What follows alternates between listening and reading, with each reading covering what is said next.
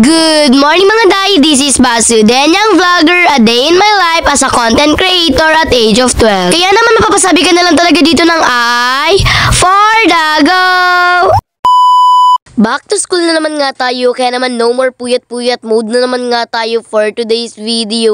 Ako nga kasi talaga yung tao na tipong napakaaga gagising tapos alas 6 na mag-aasikaso, ay Diyos ko. Kahit kasi talaga maaga ako magkagising ay talaga namang hindi ako nag-aasikaso, paano ba naman medyo natatakot-takot pang ako sa labas? Bali nakaligo na ako sa mga oras na at perfect uniform na naman nga tayo for today's video. Paano ba naman, Martes na Martes nga ngayong araw? Ay Merkules pala. Tignan niyo naman nga yung buhok ko na yan, paano ba naman sobrang basa nga naman, pati ba naman yung uniform ko ay talaga naman nababasa masyado.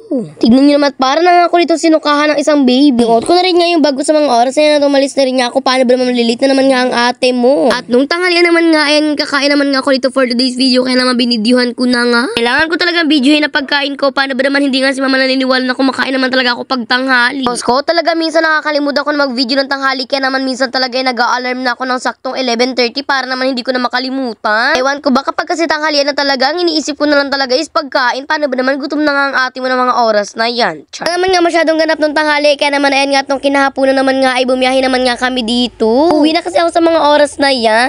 Bali lagi ko nga po palang kasabay mga kaklase ko na umuwi, pero dahil nga napakalayo nga ng bahay nila, syempre kami ni Angela ang pinakaunang bababa. Dahil pinagpawisan nga masyado yung blouse ko, kakatakbo kanina sa school, ayan nga nagpalit na nga ako dito ng damit. O diba hindi nyo carry, paano ba naman nagtatakbo-takbo pa pala ako sa school? Opo, tumatakbo talaga kami papunta sa room namin. Paano ba naman, napakataas naman nga, third floor pa nga, tapos minsan yung teacher namin nasa yung baba at sumusunod na sa amin.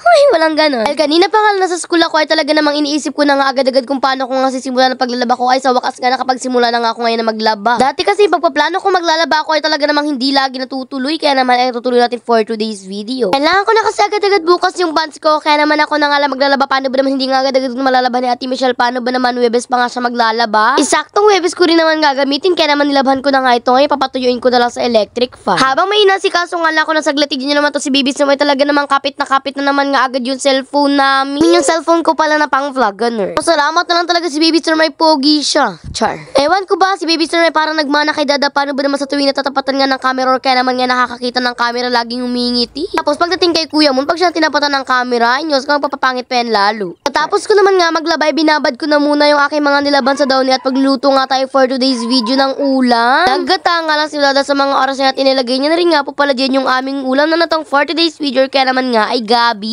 Gulay na gabi or kaya naman nga ay gulay na natong sa Bicol. Hoy, nilagyan na rin nga pa pala dito ng luya, sibuyas at hindi ko na rin nga alam kung ano pa ba yung ibang nilagay. Dada pa naman kasi naguluto sa mga oras na yun, kaya naman hindi ko pa talaga alam kung ano yung mga pinaglalagay ni Dada. Kaya talaga kapag vlog ko talaga ay kailangan ako talagang kikilos para alam ko nga ba kung ano yung ginagawa or kung ano yung sasabihin ko. Mas maganda kasi ako yung kikilos dito sa gagawin kong vlog. Paano ba naman kumikilos pa nga lang ako ay meron na pumapasok sa utak ko ng mga sasabihin ko pag nag-voice over ako. O diba, napakadali lang talaga ng buhay ko for today. Char. Nang matapos na nga ako magluto ng ulam, ayan nga at tumiretso naman nga ako dito sa may labas. Paano ba naman magsasampay na nga tayo for today's video ng mga nilabahan natin? O Diyos ko, hindi nyo carry, paano ba naman napakabango nga naman talaga ng mga damit ko? Pag ako talaga naglalabay, gusto ko lagi nakadowny, kaya naman kahit gaano kamahal ang down ay bibilhin ko yung makadowny lang talaga sa damit ko. Hoy, pipiliin ko na nga lang na downyhan yung damit ko kaysa pabanguhan ng pabanguhan, mauubos pa lalo ang pabango ko. Char. Ali, kumain na rin niya ako sa mga oras na yan at talaga namang napakasarap naman talaga ng luto ko. Aba, syempre, luto ko yan. Char. Nung kumakain nga ako ay medyo masakit nga lang tiyan ko, kaya naman hindi talaga ako makagalaw na masyado. Syempre, ano pa bang ginagawa natin pagkatapos natin kumain? Syempre, magpapasa na ako ng mga video na galing sa cellphone ko at mag-edit-edit na din at mag-voice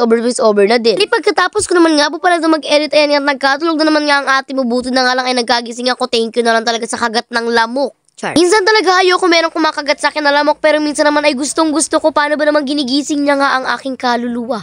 Ay! Ayan nga, at kung makikita nyo naman na puro tulog na nga lang yung makikita nyo dyan sa mga oras na yan, kaya naman hanggang dito na nga, huwag na nyo kakalimutan na mag-like, follow, comment, share, subscribe sa page namin. Yun, salamat to, man. God bless. Mwah!